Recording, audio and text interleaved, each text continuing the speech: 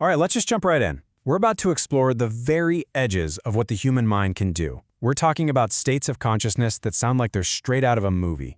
Things like being aware while you're in a deep, dreamless sleep, or taking control of your dreams, or even feeling the signals in your own nervous system. And here's the thing, this isn't mysticism anymore. This is neuroscience. So get this. This claim comes from a neuroscientist, SATYA PRAKASH DUBEY, who's also an advanced meditator. He's talking about his own experience. I mean, think about that for a second. A conscious light in the deepest part of sleep when we're supposed to be completely switched off. It's a pretty wild statement, and it definitely makes you wonder. And that's really the big question we're tackling, isn't it? Is this guy just using beautiful, poetic language to describe a feeling, or is he talking about something real, something we can actually measure in the brain? Well, let's follow the science and find out. Okay, first on the list is this mind-bending idea of being aware while you're totally, completely asleep. For most of us, deep sleep is just lights out, a total blank. You go to sleep, and then you wake up. But what if that's not the only way? This is where it gets really cool. The feeling he describes as a conscious light actually has a scientific name: gamma-delta coupling.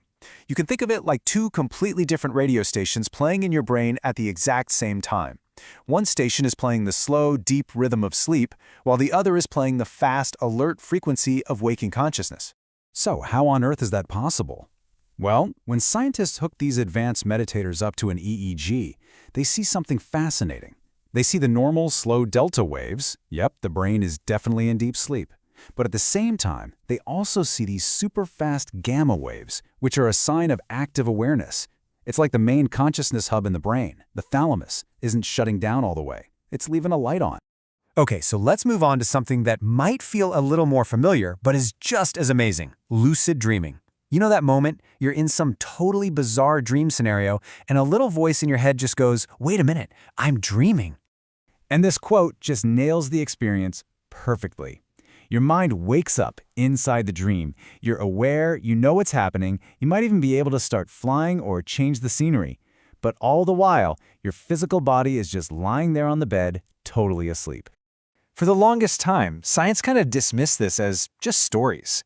But then, back in 1981, that all changed. Scientists came up with this brilliant experiment where they told dreamers, once you know you're dreaming, send us a signal. And they did, by moving their eyes in a prearranged pattern. It was groundbreaking. Brain scans now show us that during a lucid dream, the part of your brain responsible for self-awareness, the frontal cortex, literally switches on inside your sleeping brain. And get this isn't some rare superpower. Studies suggest that more than half of us, a full 55%, have had a lucid dream at least once. It seems to be a built-in feature of the human brain, just waiting for us to notice it. All right, so we've been talking about the mind during sleep. Now let's bring that awareness back into the body, and I mean really deep inside the body. Now this claim is pretty wild. He's not just talking about feeling his heartbeat. He's saying he can feel the activity of his nervous system itself. You have to ask, is that even possible?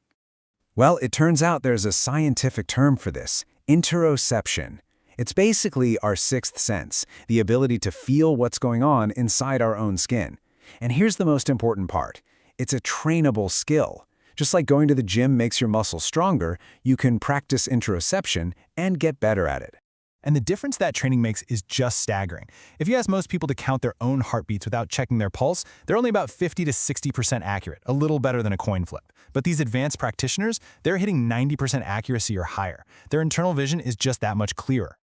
Now this next one might really challenge how you think about, well, thinking. It's one of the most interesting claims of all. So, his experience is that thoughts don't actually start in his head. He feels them physically moving up from his gut. Now, your immediate reaction is probably, no way. Thoughts are in the brain. And you're not wrong, but it's a bit more complicated than that. Here's how it seems to actually work. Your gut, which is often called our second brain, doesn't create fully formed sentences. Instead, it generates raw signals, right? A feeling of tightness, a sense of calm, a flutter of excitement. Then, a massive nerve called the vagus nerve acts like a superhighway, sending those signals up to the brain. It's the brain's job to then interpret that raw data and construct what we experience as a gut feeling or an intuition. And here's the truly mind-blowing statistic. About 80% of the information traveling along that vagus nerve highway is going one way, from the gut to the brain. So while the description of thoughts traveling wasn't quite right, the perception of a powerful stream of information starting in his gut and moving up, that was absolutely spot on. So, the big question is, how do people achieve these incredible states? Is it something you're just born with? The science on this is crystal clear. Absolutely not. And that right there is the understatement of the century.